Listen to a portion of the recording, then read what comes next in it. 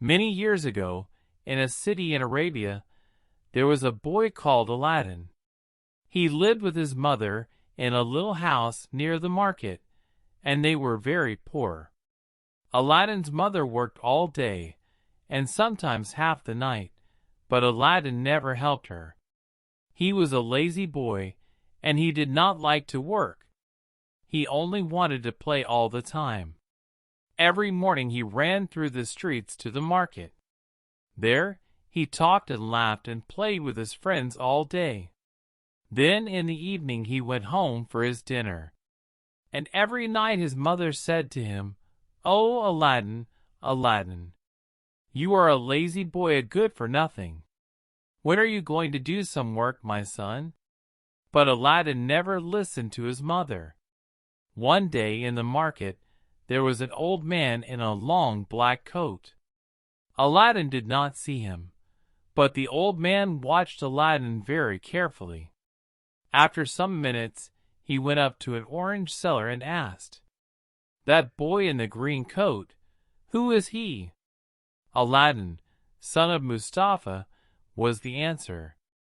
The old man moved away. "Yes," he said quietly. "Yes, that is the boy. The right name, and the right father." Then he called out to Aladdin, "Boy, come here for a minute. Is your name Aladdin? Aladdin, son of Mustafa?" Aladdin left his friends and came to the old man. "Yes," he said, "I am Aladdin, son of Mustafa. But my father is dead. He died 5 years ago." "Dead?" said the old man. "Oh, no!" He put his face in his hands and began to cry. "Why are you crying?" asked Aladdin. "Did you know my father?"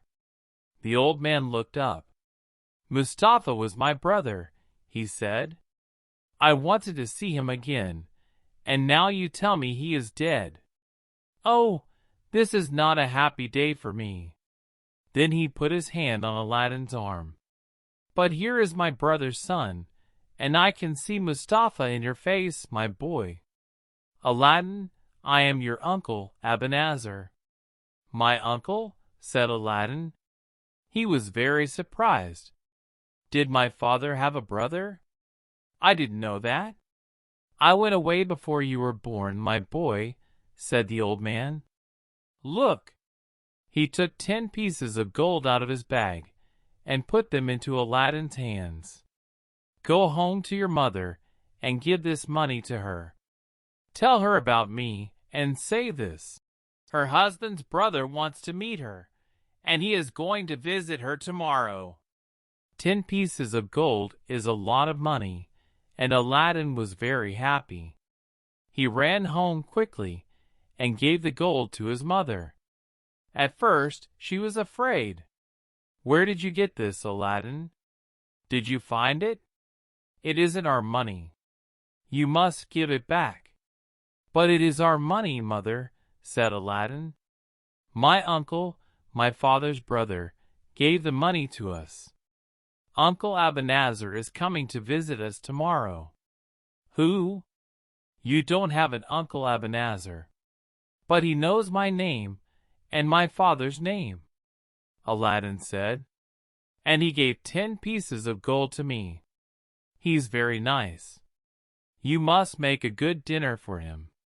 The next day Abanazar arrived at Aladdin's house. "My sister," he said and smiled.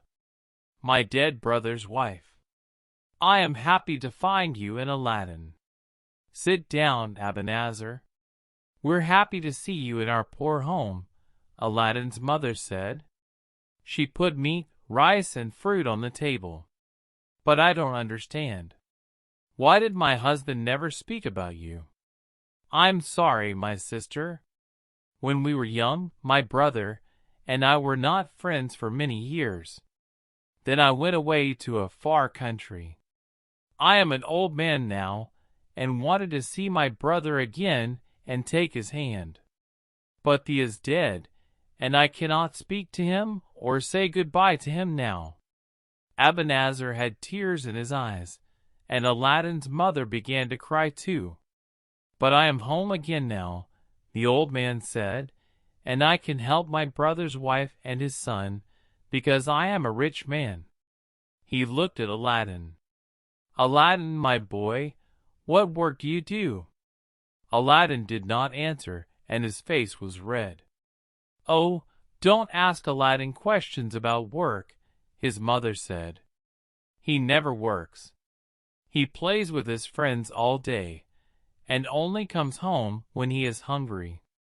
"Well, my boy, tomorrow we must get a new coat for you. Then we can talk about work. Would you like to have a shop in the market, perhaps?" Aladdin smiled. "A shop," he thought, "and me, a rich market seller. Why not?" Early the next morning, Abanazar arrived at Aladdin's house, and then he and Aladdin walked to the market. "First of all, we must look at coats," Abanazar said. Soon Aladdin had an expensive new coat, and he felt very happy. Then Abanazar and Aladdin walked through the market and looked at the shops. They drank coffee, talked to people, and had a very good dinner. It was a wonderful day for Aladdin. On Friday, when the market was closed, Abanazar took Aladdin to the beautiful gardens in the city. They walked under the trees and talked about a shop for Aladdin. "You are very good to me, uncle," Aladdin said. Abanazar smiled. "But of course," he said, "you are my brother's son. Now, let us leave the city and go up into the hills. There is something wonderful there, and you must see it." They left the gardens, walked past the Sultan's palace, and out of the city up into the hills. They walked for a long time, and Aladdin began to feel tired. "It's not far now," said Abanazar. "We're going to see a beautiful garden, more beautiful than the garden of the Sultan's palace." At last Abanazar stopped. "Here we are," he said. Aladdin looked, but he could see no gardens on the hills. "Where is this garden, uncle?" he said. "First we must make a fire," said Abanazar. Aladdin did not understand, but he made a fire for his uncle on the ground. Then Abanazar took some powder out of a small box and put it on the fire. He closed his eyes and said, "Abracadabra slash." At once the sky went dark. Black smoke came from the fire, and the ground under the fire began to open. Then the smoke went away, and in the ground there was now a big white stone with a ring in it. Aladdin was very afraid. He began to run away, but Abanazar took his arm and hit him on the head. For a minute or two Aladdin could not speak or move. Then he cried, "Why did you do that, uncle?" "You must be a man now, not a child," said Abanazar. "I am your father's brother, and you must obey me. Don't be afraid. In a short time you're going to be a rich man. Now listen carefully." He took Aladdin's hand. "Only you can move this stone. Put your hand on the ring and say your name and your father's name." Very afraid, Aladdin put his hand on the ring. It was not hot, but very cold. "I am Aladdin, son of Mustafa," he said. The stone moved easily, and now Aladdin could see stairs under the ground. "Go down those stairs," Abanazar said, and then through 4 big rooms. In the last room there is a door into a garden, and under one of the trees there is a lamp. You can take some fruit from the trees, but first you must find the lamp. Bring the lamp to me." "Please come with me, uncle," Aladdin said. "No. Only you can do this, my boy." Abanazar took a gold ring off his finger and gave it to Aladdin. "This ring is magic and can protect you," he said. "Be careful and bring me the lamp quickly." Aladdin put the ring on the little finger of his left hand and began to go down the stairs. It was dark and he was afraid, but he was more afraid of Ebenezer. And Aladdin was right to be afraid, because Ebenezer was not his uncle. He was a magician from Morocco, and he wanted this lamp very much. It was a magic lamp, and only a poor boy from the city could get it for him, a boy called Aladdin. Aladdin went down 100 stairs and into the first room. Down here, it was not dark, and he went quickly through the rooms to the door into the garden. There were trees in the garden, with beautiful fruit of different colors, white, red, green, and yellow. He soon found the lamp under one of the trees. "Why does my uncle want this dirty old lamp?" he thought. He put it in his pocket. Then he began to take fruit from the trees, and to put it in every pocket of his coat. After that he went back to the stairs and began to go up. Soon he could see Ebenezer and the blue sky. "Give the lamp to me," Ebenezer said, and put out his hand. "Quickly, boy, the lamp." Aladdin could not get the lamp out of his pocket because it was under the fruit. He looked at Ebenezer's angry face and was afraid.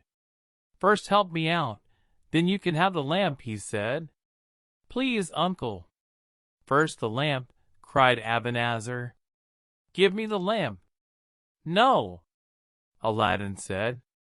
"You good for nothing. You dog. You and the lamp can stay down there." Angrily, Ebenezer ran to the fire and put more powder on it. "Abracadabra," he called. The big white stone moved again, and now Aladdin could not see the sky. He was in the dark, under the ground, and could not get out. "Uncle Ebenezer! Uncle!" Aladdin hit the stone, but nothing moved. "Don't leave me here.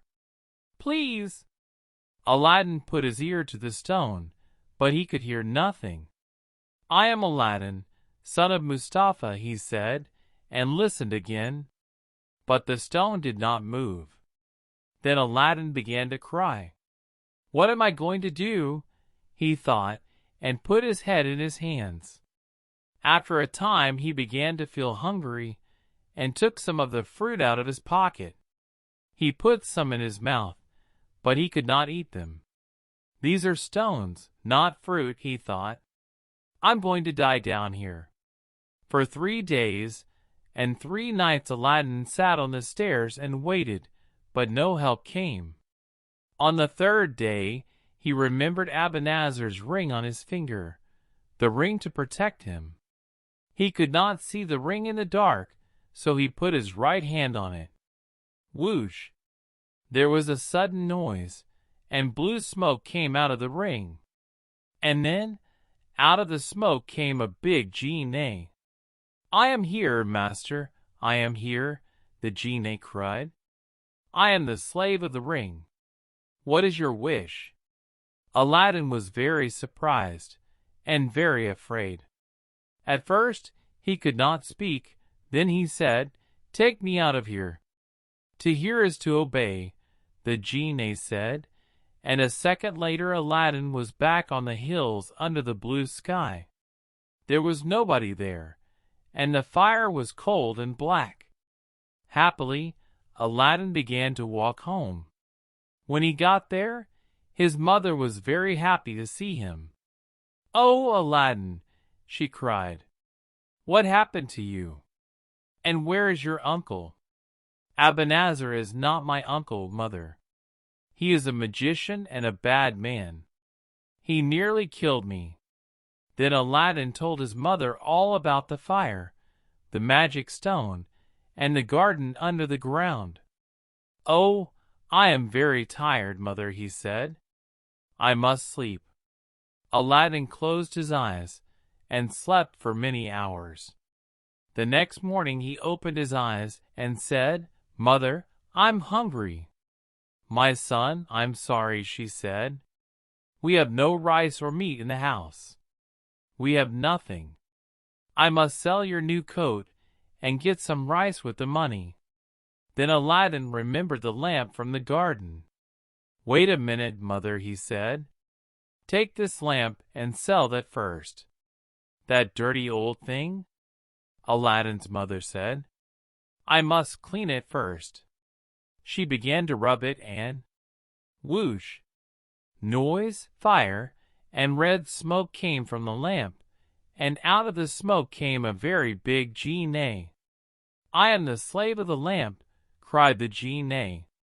"What is your wish, mistress?" Aladdin's mother was afraid and could not speak, but Aladdin said, "Bring rice and meat to us. We are hungry." The genie went away and came back in a second with rice, meat, bread, and fruit on 12 gold plates. He put the plates in front of them and went away. Aladdin and his mother ate and ate. Then Aladdin took one of the plates to the market and sold it for 2 pieces of gold. Every day after that, Aladdin rubbed the lamp. And when the genie came, Aladdin said, "Bring us rice and meat." And every day he sold the gold plates. Soon, Aladdin and his mother were rich. 5 years later, Aladdin had a shop in the market, and 3 market sellers worked for him. The sellers liked Aladdin because he was good to them. The market children liked Aladdin too, because he gave them money when he walked past. Everybody liked Aladdin. Aladdin's mother never called her son a good-for-nothing now. They had a nice house near the gardens, and she had many beautiful things. But only Aladdin and his mother knew about the magic lamp and the genie. One day Aladdin heard a noise in the street and stopped to listen. "The Sultan's daughter is coming," he heard. "Princess Badrulbudur is coming." 6 slaves carried the princess through the streets in a litter, and the people stopped to watch. "Princess! Princess Badrulbudur!" they called. Aladdin watched when the litter came past him, and he saw the princess's face. She was beautiful, with big dark eyes, the most beautiful woman in Arabia. The litter went past Aladdin, but for some minutes he did not move. Then he ran home. "Mother! Mother! I saw the Sultan's daughter, Princess Badrulbudur, in the street." Aladdin's face was white. "I must have the princess for my wife." "But Aladdin," his mother began. "No buts, mother. I love the princess, and I want to marry her. Go to the Sultan and ask for me." "Me? Go to the Sultan's palace?" "No, no, no," Aladdin's mother said. "Listen, my son.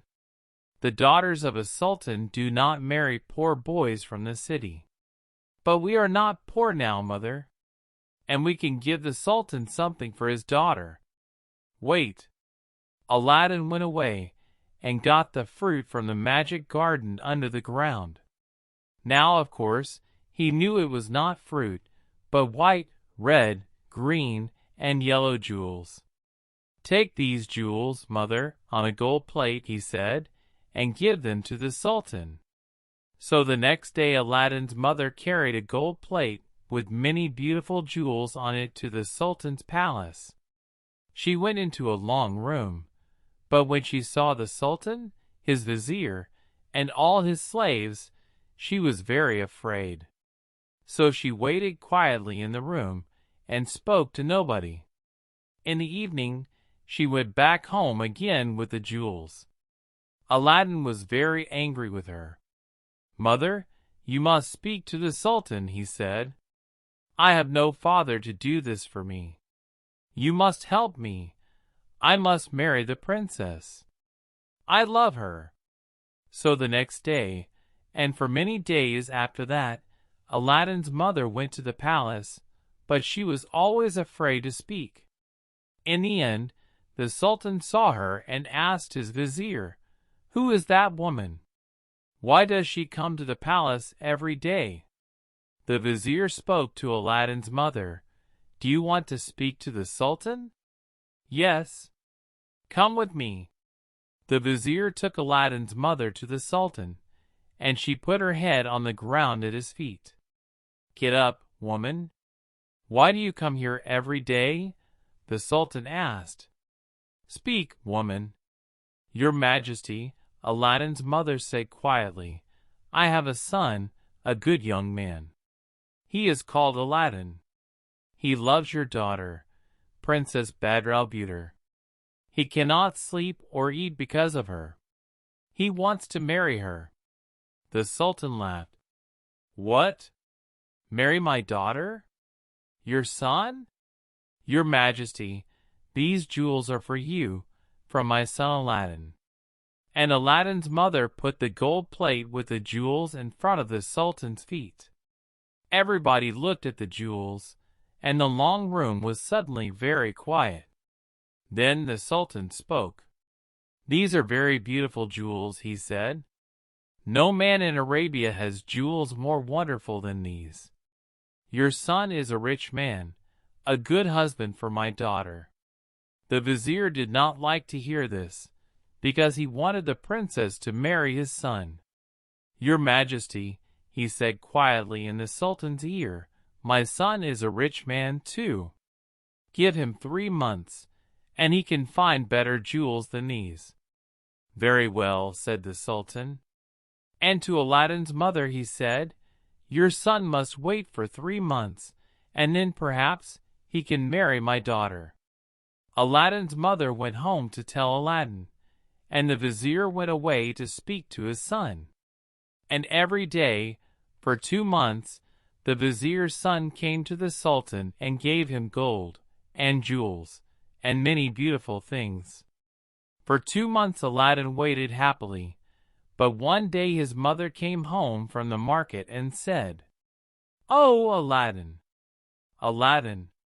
The princess is going to marry the vizier's son. I heard it in the market. Everybody's talking about it. When Aladdin heard this, he was very unhappy. What can I do? He thought. He put his head in his hands and thought for a long time. And when night came, he took out the magic lamp and rubbed it. Whoosh! What is your wish, master? Said the genie of the lamp. Bring Princess Badr-al-Budur to me, said Aladdin. To hear is to obey. In a second the genie was back with the princess asleep in his arms. He put her carefully on a bed, and then the princess opened her eyes and saw Aladdin. Who are you? She asked, afraid. Aladdin took her hand and looked into her eyes.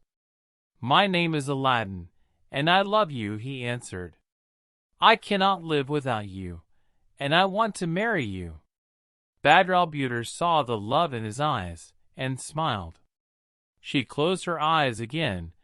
Then the genie carried her back to the Sultan's palace. The next morning she remembered Aladdin's eyes. There is no love in the eyes of the vizier's son, she thought. He thinks only of gold and of jewels. So the princess went to her father. I do not want to marry the vizier's son, she said. I want Aladdin for my husband. The Sultan was very surprised.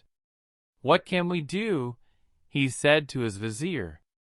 My daughter wants to marry this man Aladdin. He is a rich man, it is true, but who is he? Ask him, said the vizier quickly, for more of those beautiful jewels on 40 gold plates, and 40 slave girls with 40 slaves. Nobody is that rich. Very good, smiled the Sultan, and said to his slaves, Bring Aladdin's mother to me. When Aladdin's mother arrived, the Sultan said, So, your son wants to marry my daughter. But first he must give me 40 gold plates with jewels. 40 slave girls with 40 slaves must carry the plates to me. Then my daughter can be his wife." Aladdin's mother went home and told her son, and Aladdin smiled. This was easy for the genie of the lamp, of course, and the next day, when Aladdin went to the palace, everybody in the city came out to watch. First came 40 slave girls in dresses of gold, and every girl carried a gold plate with wonderful jewels on it. After them walked 40 slaves in coats of gold. And last came Aladdin on a beautiful white horse. "What do you say now?" the Sultan said quietly to the vizier when he saw all these wonderful things. "Aladdin must marry my daughter. How can I say no?" And the Sultan went to Aladdin and took his hands. "My son," he said, "you can marry my daughter tonight." "Tomorrow, your Majesty," said Aladdin, "because, before I marry your daughter, she must have a palace, the most beautiful palace in Arabia." The genie of the lamp worked all night, and the next morning the Sultan saw from his window a beautiful new palace, with gardens of fruit trees and flowers. "Wonderful," he said. "Black magic," said the vizier quietly. That night Aladdin married Badr-al-Budur, and they lived happily in the new palace. Where was Abanazar all this time? When he could not get the lamp from Aladdin, he went home to Morocco. He was very angry with Aladdin. "But the boy is dead now," he thought, "and perhaps next year I can go back and get the lamp." One day, he got out his 7 black stones. These stones were magic, and when he put them in water, the water could tell him many things. Soon, he could see the magic lamp in the water, but it was not under the white stone in the Arabian hills. It was in a palace. "How did this happen?" said Abanazar. "I must go back to Arabia and find this palace." After some months, he arrived again in the city in Arabia. Soon, he saw the new palace and asked a man in the street, "Who lives there?" "That's Aladdin's palace," was the answer. "Princess Badr-al-Budur's husband, a good man, and very rich." Abanazar said nothing and walked away. "That lazy, good-for-nothing boy," he thought angrily. "So he has the magic lamp, and he knows about the genie. How can I get the lamp back?" For the next week Abanazar watched Aladdin's palace. One day Aladdin and his friends left the palace to go hunting in the hills. "Good," Abanazar thought, "now I can get the lamp." After Aladdin left, Princess Badr-al-Budur went into the palace gardens. She sat under a tree and looked at the flowers. Then she heard a noise in the street and called her slave girl Fawzia. "What's the matter? Who's making that noise?" she asked. "Fawzia, go and look in the street." When Fawzia came back, she had a smile on her face. "Mistress," she said, "the children in the street are laughing at an old man. He's selling lamps, but not for money. 'New lamps for old,' he cries. 'Give me an old lamp, and you can have a new lamp.' So everybody's getting new lamps." Badr-al-Budur laughed. "Do we have an old lamp for him?" "Yes, my husband's old lamp." "Go and get it." The princess knew nothing about the lamp or its magic. Fawzia went into the palace and came back with Aladdin's lamp. "Here it is, mistress," she said. "Go and give it to the old man." The princess laughed. "Aladdin can have a nice new lamp." Fawzia went out into the street with the lamp. "New lamps for old," the old man called, and the children behind him laughed and called, "New lamps for old." The old man, it was Abanazar, of course, saw the lamp in Fawzia's hands, and knew it at once, because of the picture in the water of his magic stones.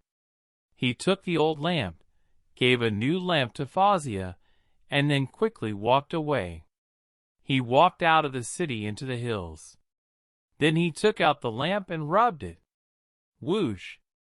At once the genie of the lamp came to him. "I am here, master," he said. "What is your wish?" "Carry Aladdin's palace, the princess, and me back to Morocco at once," Abanazar said. "The Sultan can kill Aladdin for me. To hear is to obey." In a second Abanazar, the palace, the gardens, and the princess were in Morocco. And in front of the Sultan's palace there was now only a little red smoke. In the evening Aladdin and his friends finished hunting and began to go home. Suddenly a friend said, "Aladdin, look! The Sultan's men are coming, with swords in their hands. What do they want?" "I don't know," Aladdin answered. When the Sultan's men arrived, they said, "Aladdin, we must take you to the Sultan. He's very angry." "Why?" asked Aladdin, but the men could not tell him. In his palace, the Sultan took Aladdin to a window. "Where is your palace?" he cried angrily.